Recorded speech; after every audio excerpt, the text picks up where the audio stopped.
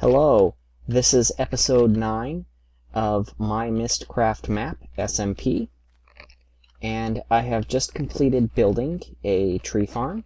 I decided to build this off camera because it was being a complete pain to figure out the new logic as I was going through it.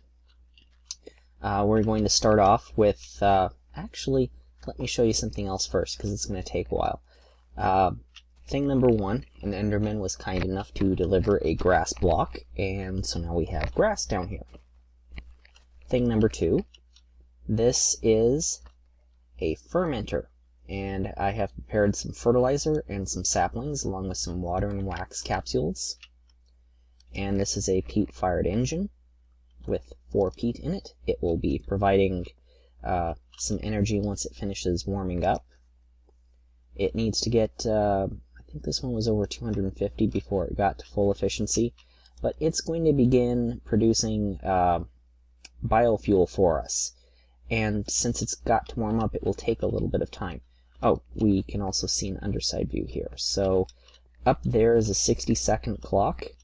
That is, once every 60 seconds it will pulse, and this is bringing the signal down here, bridging it across to the tube network along there, and activating the 4 transposers that are around here, which will suck up things that are dropped, bring them to this nexus here. And in the case of saplings, it will take them over here through this filter up into a deployer, which has saplings, and I'm borrowing that trick from the Feed the Beast speedruns, where they insert sticks into these to make them faster. And the other thing that can happen is they could come down here if it's a wood block and go into our chest. I haven't done any yet. And there's also a restricted pipe here which offers a last chance destination for anything that's an overflow item.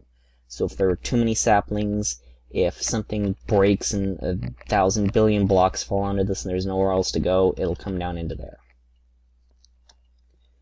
And there's one final path up here, a filter on the top side of this that allows a gravity affected block. I happen to have a bunch of gravel on hand and I don't have any other uses for it. Sand I can turn into peat, so it doesn't go over here.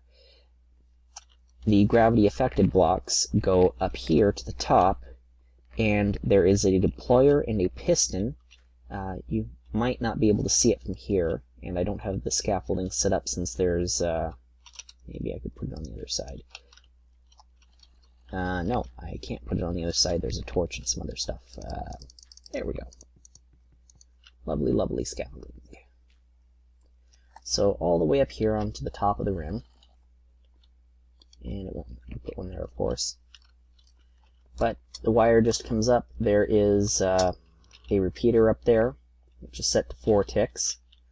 Delay of 4 ticks, that is.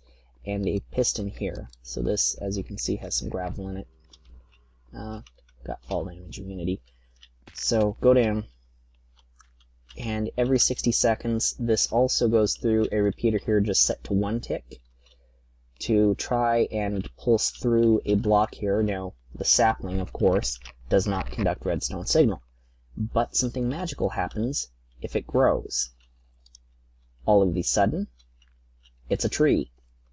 And there's a solid block, and that will come through the other repeater here and branch off in 2 directions.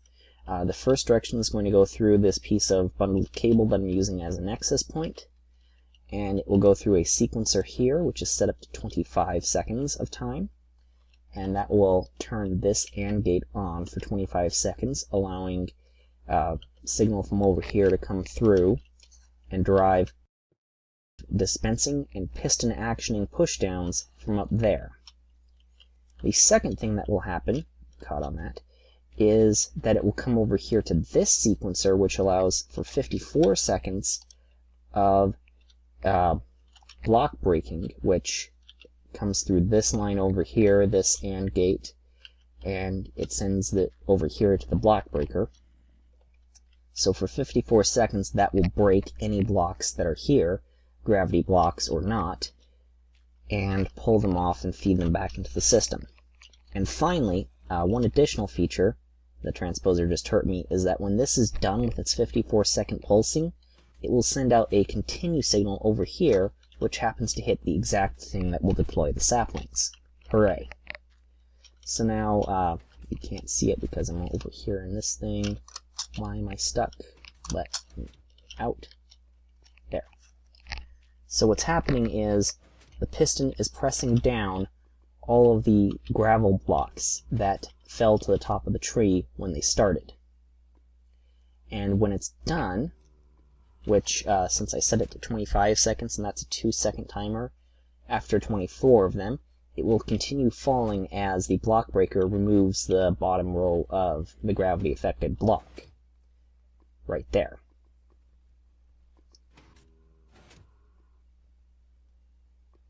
Or maybe not, it's still going.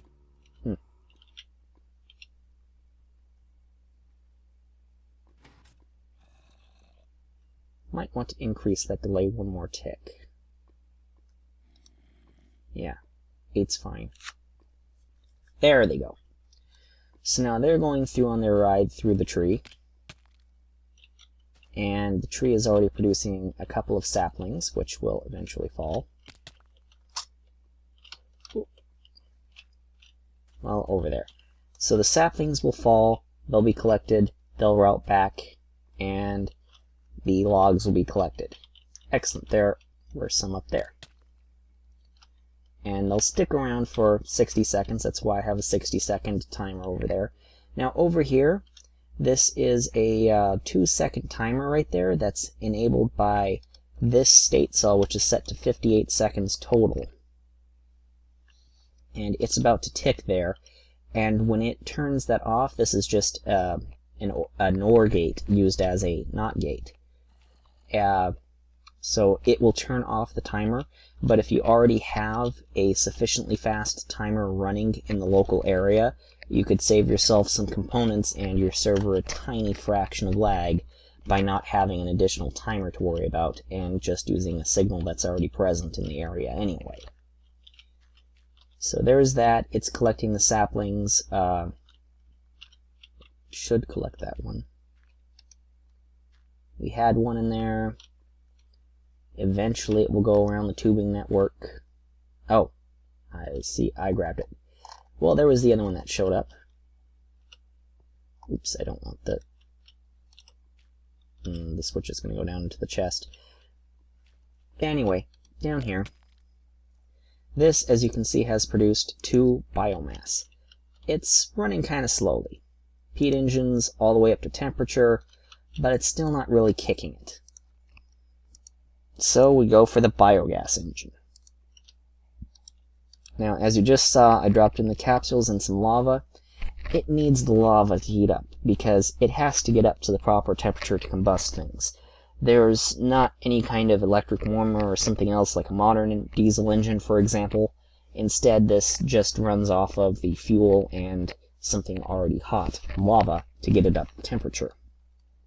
Its cruising temperature is about 500 C. These are equivalent to Buildcraft engines of a steam engine and a combustion engine respectively, except with one major bonus. They will not overheat, they will not explode as a result. What they will do when they have too much power stored up, when they get too warm from that, is they will forcefully skip cycles to cool off. So you will get a drop in power, but no explosion. The result that most people prefer. We were over there for quite some time, and as you can see, the addition of 5 times the energy that was going in before, that is the addition of it, so 6 times the energy, produces fuel 6 times faster, which is why I turned this on to begin with. And it's already consuming the water capsules that I put in.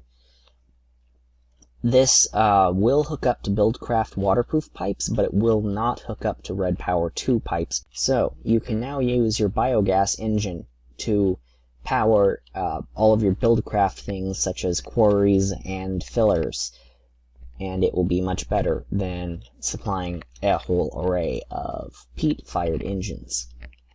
But speaking of gigantic large areas, over the past week, as I was preparing for something else on someone else's server, they pointed out to me that these tools that I don't normally use are actually quite CPU intensive. And when you actually think about how they operate, it's rather obvious.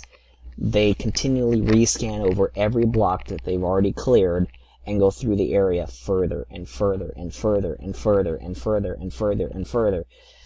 And it literally is a factorial process over the entire volume of the area, which, if you do a 16 by 16 by 60 area, is mind-numbingly gigantic and slow, and will put a tremendous amount of load on the server, or your personal computer for that matter.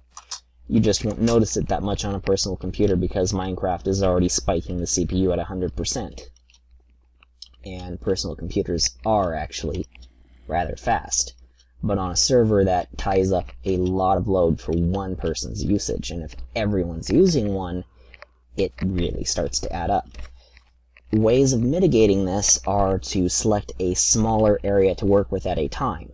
In the case of quarries, for example, you don't have much choice, they just go. So you need to select a very small size. For example, 8 by 8 or the default 9 by 9 would probably be the largest size I would run with on those. You might even want to run a smaller size just so that it completes faster. However, the filler, probably selecting, for example, an 8 by 8 by 8 box, would most likely not have that much impact on the overall server performance. Whereas if you selected a gigantic box, well, surely that would be noticed. Ooh, got caught there. The other thing about this is the glass guard around it. That is to encourage the saplings to drop into the collection area. If you have a number of these set up next to each other, you don't need the glass partitions between them to ensure that the saplings are doing what you want, but you do need to connect them and sort and filter accordingly. You may even want to send all your stuff back to a central storage area to be reprocessed and redistributed out, although you probably want the gravity-affected blocks to go directly back to where they are, since it's part of the machine itself. Oh yes, I do like that lava floating up there, it looks nice. This has been a slightly short episode 9 of my Mystcraft Map. If you have any ideas for things that you would like to see solved that would likely exist in a Myst-style world, then please reply in a comment and I will try to get to it in next week's episode. Thank you, and see you next week.